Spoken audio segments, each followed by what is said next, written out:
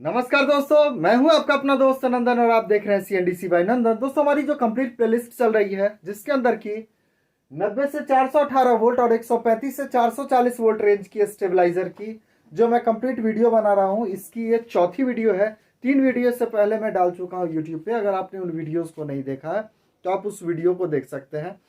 तो बेसिकली इस स्टेबलाइजर को अगर आप सिंगल फेज के साथ कनेक्ट करेंगे तो 5 किलोवाट की लोड बड़ी आराम से आप इसके ऊपर डाल सकते हैं। अगर आप इसे 440 लाइन के साथ कनेक्ट करेंगे यानी 2 फेज के साथ, तब आप इसे 10 किलोवाट का आनंद बड़ी आराम से ले सकते हैं। तो बेसिकली इस वीडियो इसकी जो ट्रांसफार्मर की कैलकुलेशन थी, इसकी मैंने वीडियो बनाई थी और बहुत सारे लोगों ने मुझे कॉल करके भी बोला और कुछ कमेंट्स भी मिले इस तरीके की मुझे कि सर अगर सेपरेट हम सिर्फ 90 से 418 के लिए बनाएं या फिर 135 से 440 के लिए बनाएं तो फिर हमारी वोल्टेज की लूप क्या क्या होगी और साथ के साथ उसके लिए टर्न्स कितनी कितनी मुझे देने की जरूरत होगी। तो बेसिकली बिगिनर है, जाहिर सी बात है, तभी तो आप हमारी वीडियोस को देख रहे हैं। तो इसे मैं सेपरेट करके आज की इस वीडियो में आपको बताने वाला हूं कि आपको इन दोनों रेंज के लिए अगर अलग अलग बनाने की जरूरत है तो आपको कौन कौन सी लूप निकालनी है और कितनी कितनी टर्न्स के ऊपर आपको सारी की सारी लूप निकलेगी। तो बेसिकली आज की इस वीडियो में मैं इन चीज़ों के बारे में डिस्कस करने वाला हूं। तो अगर आप जानना चाहते हैं तो इस वीडियो के साथ बने रहें, इस वीडियो को अंत तक देखें। मैं आशा करता हूं कि इस वीडियो के अंत तक आपको सारी जानकारी मिल जाएगी। तो चलिए शुरू करते हैं। दोस्तों, जैसा कि पिछली वीडियोस के अंदर मैंने बताया था कि इस स्टेबलाइजर को बनाने के लिए आप 7V की कोर यूज करेंगे और इस 7V के अंदर 6 इंच स्ट्रैक होगी इस ट्रांसफार्मर की। और इसकी कैलकुलेशन मैंने कई सारे वीडियोस के अंदर बताया हुआ है। मैं एक बार फिर से आपको रिमाइंड करवा देता हूं कि इसकी बीच वाली पट्टी की 2.5 इंच चौड़ाई होती है, तो यहाँ पे हमने 2.5 इंच लिखा है और इसे गुना करेंगे 6 से, जो हमारी 6 इंच स्ट्रैक है इसके साथ। तो हमें इन दोनों को गुना करने पर 15 मिलता है और फार्मूले के तौर पे हम 7.5 फार्मूला काम में लेते हैं। और बेसिकली अगर कोर की क्वालिटी अच्छी नहीं है तो 8 भी ले सकते हैं या दोनों में से कोई भी आप चूज कर सकते हैं। बहुत ज़्यादा अंतर आपको देखने को नहीं मिलती है। तो जब 7.5 में हम इस 15 से भागा देते हैं जो कि इन दोनों को गुना करके हमें मिली थी, तो हमें यहाँ पे मिलता है 0.5 TPB यानी कि टर्न्स पर वोल्ट। यानी इस जो 7B 6 इंच की जो बॉबिन होगी इसमें आधे टर्न्स के ऊपर 1 वोल्ट ड्रॉप भी करेगी और 1 वोल्ट हमें वापस मिलेगी भी। क्लियर है? तो टीपीबी हमारी कितनी आई थी? 0.05 यानी आधे टर्न के ऊपर ही 1 वोल्ट हमें इसमें मिल जाती है ना। तो इस जो ये ट्रांसफार्मर की मैंने जो कंप्लीट चीज़ें आपको बताई है और इसकी जो वाइंडिंग की मैंने डिटेल्स बताई है, ये बेसिकली साक्षी के कार्ड के ऊपर बेस्ड है। तो अगर आप इस तरीके की ट्रांसफार्मर को बनाना चाहते हैं तो सबसे पहले आप ये सुनिश्चित करें कि साक्षी की 7 स्टेप कार्ड आपके पास अवेलेबल होनी चाहिए, तभी आप इस ट्रांसफार्मर के ऊपर मेहनत करें या फिर खर्च करें। और जैसा कि मैं आपको बता दूं कि बेसिकली जो स्टेबलाइजर सक्सेस स्टेबलाइजर होती है वो सबसे ज़्यादा सक्सेस स्टेबलाइजर होती है 5 स्टेप। जैसा कि आप सबको पता है कि 3 जो रिले होती है वो होती है वोल्टेज रेगुलेटिंग के लिए यानी एवीआर के लिए, और एक होती है टाइमर के लिए, यानी कि टोटल 4 रिले 5 स्टेप के अंदर यूज होती है टाइमर के साथ। और ये जो 7 स्टेप है, 7 स्टेप के अंदर 4 रिले होती है आपकी एवीआर के लिए यानी ऑटोमेटिक वोल्टेज रेगुलेटिंग के लिए, और 5वीं रिले जो होती है वो होती है टाइमर के लिए बेसिकली। तो इस स्टेबलाइजर के अंदर आपको 5 रिले यूज करनी है। साक्षी की कार्ड रहेगी वो भी 7 स्टेप। क्लियर है? तो चलिए, अगर आप साक्षी के अंदर आप डिजाइन करते हैं 90 से 418, अगर आप एक ट्रांसफार्मर बना रहे हैं और आप ये चाहते हैं कि सिर्फ और सिर्फ हमें इसे 90 से 418 तक के लिए ही यूज करना है, तो आपको क्या करना होगा? पहला लूप आपको निकालना होगा 137 के ऊपर, दूसरी लूप 200 के ऊपर, तीसरी 240 के ऊपर, इसके बाद 290, उसके बाद 418, है ना। ये 418 वोल्ट की लूप निकलेगी। और अगर आप 90 से 418 अगर ओनली बनाना चाहते हैं तो ये जो 440 वाली लूप है ये आपको इसके अंदर नहीं निकालनी है। क्लियर है? सिर्फ यही सारी की सारी लूप रहेगी, 137, 200, 240, 290 और 418। ये 440 वाली जो लूप है ये आपको नहीं निकालनी है। क्लियर है? तो इस हिसाब से अगर इसकी डिफरेंस वोल्टेज की बात की जाए तो 137 की सबसे पहले 137 वोल्ट होगी, डिफरेंस वोल्टेज मैंने आपको पिछली वीडियोस के अंदर बताया था कि डिफरेंस वोल्टेज क्या होती है। जैसे ये 137, तो 137 हमने यहाँ पे लिखा है और यहाँ पे 200 वोल्ट की लूप हमें निकालनी है, तो 200 में 137 माइनस कर देंगे तो हमें यहाँ पे 63 मिलती है। तो 63 के लिए हमें 31 टर्न्स देने की जरूरत है, 137 के लिए 69 टर्न्स देने की जरूरत है। फिर से 240 में जब 200 को माइनस करेंगे तो 40 मिलती है, तो 40 के लिए हमें 20 टर्न्स देने की जरूरत है। बेसिकली इस डिफरेंस वोल्टेज से टर्न्स जो मैं निकालता हूँ ऐसे निकालता हूँ, मैंने आप लोगों को बताई भी है कि ये जो हमारी टीपी भी निकली थी 0.5, तो बेसिकली डिफरेंस वोल्टेज में 0.5 से आपको गुना कर देना है। तो बेसिकली 137 को अगर आप 0.5 से गुना करेंगे तो 69 मिलती है। 63 जो है इसे अगर आप 0.5 से गुना करते हैं तो 31 मिलती है। इसी तरीके से आपको ये जो लास्ट ये 22 टर्न्स है ये आपको देने की जरूरत नहीं है, सिर्फ आप इतने ही, यानी कि 137 के लिए 69 टर्न, 200 के लिए 31, 240 के लिए 20, 290 के लिए 25 और 418 के लिए 64। तो इस हिसाब से अगर आप इतने टर्न्स की अगर आप ट्रांसफार्मर बनाते हैं डालकर, तो ये बेसिकली 90 से 418 के बीच बड़ी मजे से काम कर जाएगी। क्लियर है। अब थोड़ी सी आपको इसमें चेंजेस करनी होगी जब आप इसे डिजाइन करेंगे, किसके लिए, 135 से 440 वोल्ट के लिए। क्लियर है। तो चलिए इसे भी हम करके देख लेते हैं। तो बेसिकली अगर आप इस स्टेबलाइजर को 135 से 440 के लिए बनाना चाहते हैं तो यहां पर ये 137 वाली लूप आपको नहीं निकालनी होती है, और यहाँ पे 418 के बाद आपको यहां पर निकालने की जरूरत होती है 440 वाली लूप। क्लियर। तो ये जो 440 वाली लूप है इसके बीच ये जो 418 वाली लूप है इससे भी आपको नहीं निकालने की जरूरत होती है।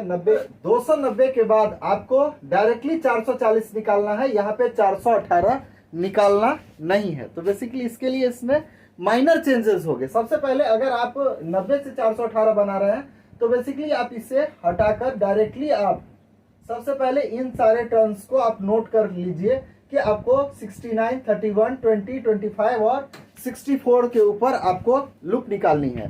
क्लियर है। इसे आप नोट डाउन कर सकते हैं अगर आप 90 से 418 बनाना चाहते हैं। तो अगर आप चाहते हैं कि 135 से 440 बनाना, तो अब इसके अंदर जो चेंजेस होने वाले हैं इसे आपको थोड़ी सी देखनी होगी, है ना।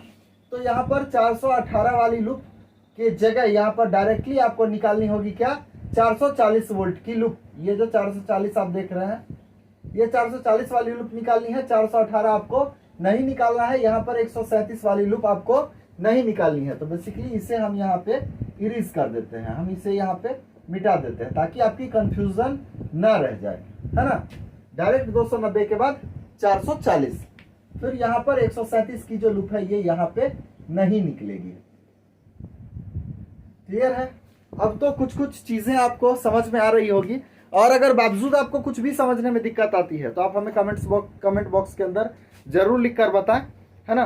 तो अब इसकी जो डिफरेंस वोल्टेज है उसके अंदर कुछ चेंजेस आएंगे।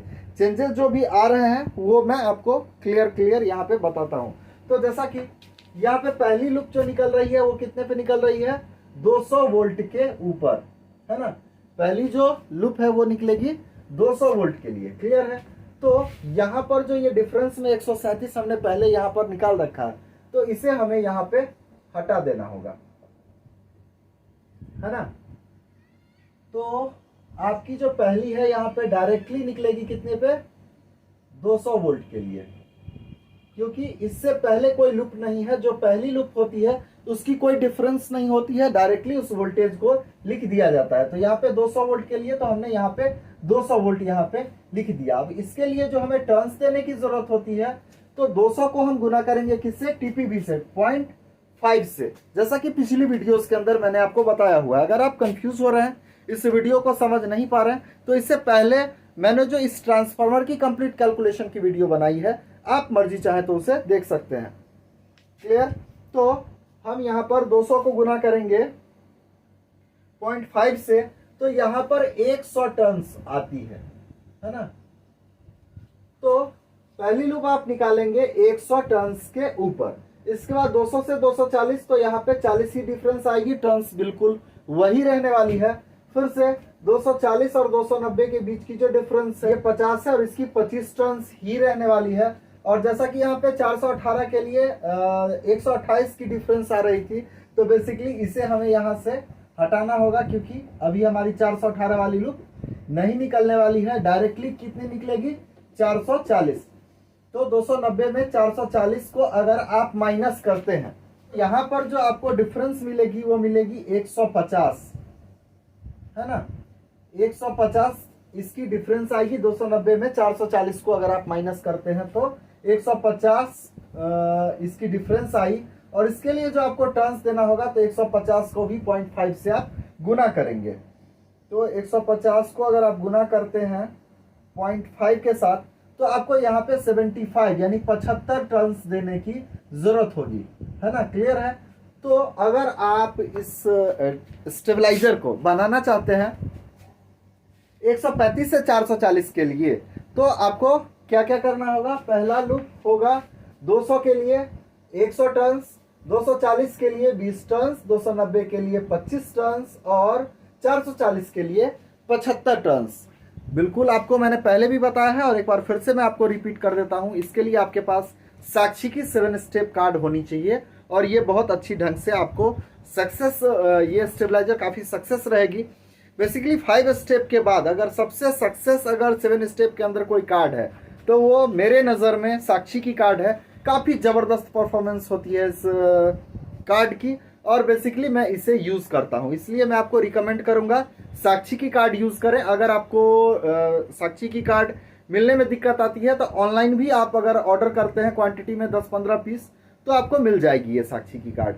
और आप इस डेटाबेस के अकॉर्डिंग अगर आप स्टेबलाइजर बनाकर बेचते हैं या फिर अपने घर के लिए भी बनाते हैं, तो बड़ी आराम से आप बनाकर यूज़ करें, आपको कहीं कोई भी दिक्कत नहीं आने वाली है। कि एक और कन्फ्यूज़न को हम क्लियर कर देना चाहते हैं कि इसके अंदर जो वायरेज यूज़ होगी वो इस यहाँ पे SWG 12 नंबर वायर यूज़ करेंगे और साथ के साथ SWG 23 नंबर यूज़ करेंगे ऑक्सिलरी के लिए, जो कि बेसिकली आपकी PCB को ऑपरेट करने के लिए जो 24 वोल्ट चाहिए होती है, इसके लिए हम लोग 23 नंबर वायर यूज़ करेंगे। जैसा कि आप यहाँ पे देख सकते हैं 0, 22, 24 और 26 निकालते हैं हम लोग AVR कार्ड के लिए। बेसिकली यहाँ पे वोल्टेज की अगर थोड़ी बहुत अगर वोल्टेज बढ़ जाती है तो मैं 22 यूज़ करता हूँ, अगर वोल्टेज घट जाती है तो 26 यूज़ करता हूँ, अदरवाइज 24 पे बिल्कुल काम कर जाती है। लेकिन अच्छा रहता है कि आप यहाँ पे कुछ वोल्टेज वगैरह निकाल कर चलें ताकि आपको आगे दिक्कत ना आए। तो इसके लिए जो टर्न्स यहाँ पे आपको देने ऐसी ज़रूरत है, जैसा कि मैंने आपको बताया था, पहले 22, 24 और 26 के ऊपर आपको लूप निकालनी है, जिसकी सबसे पहले 0 के बाद 22 वोल्ट पे आपकी पहली लूप निकलती है।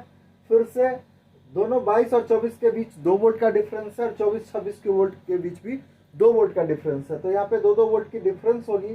पहली 11 टर्न्स के ऊपर पहली लूप आपकी निकल जाएगी, 11 टर्न्स के ऊपर आपकी पहली लूप निकल जाएगी और फिर एक टर्न्स के ऊपर 2 लूप आपको निकाल देनी है। और दोस्तों एक क्वेश्चन और भी आपके मन में आ रहा होगा कि आखिर इस ट्रांसफार्मर के अंदर वायर कितनी लगनी है ना।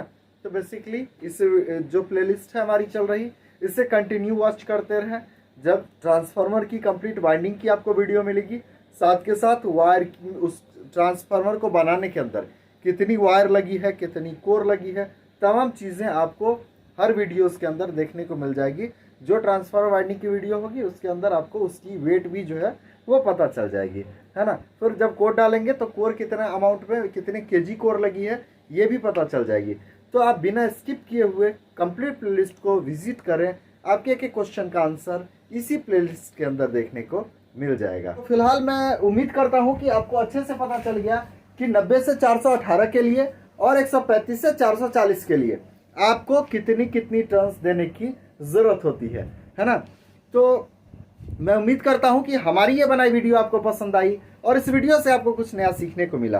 दोस्तों हमारी वीडियो अगर आपको आती है पसंद तो प्लीज़ लाइक करें और आपका कोई भी सवाल या सुझाव है तो हमें कमेंट बॉक्स के अंदर ज़रूर लिखें। वीडियो को अंत तक देखने के लिए आप सभी दोस्तों का बहुत बहुत धन्यवाद।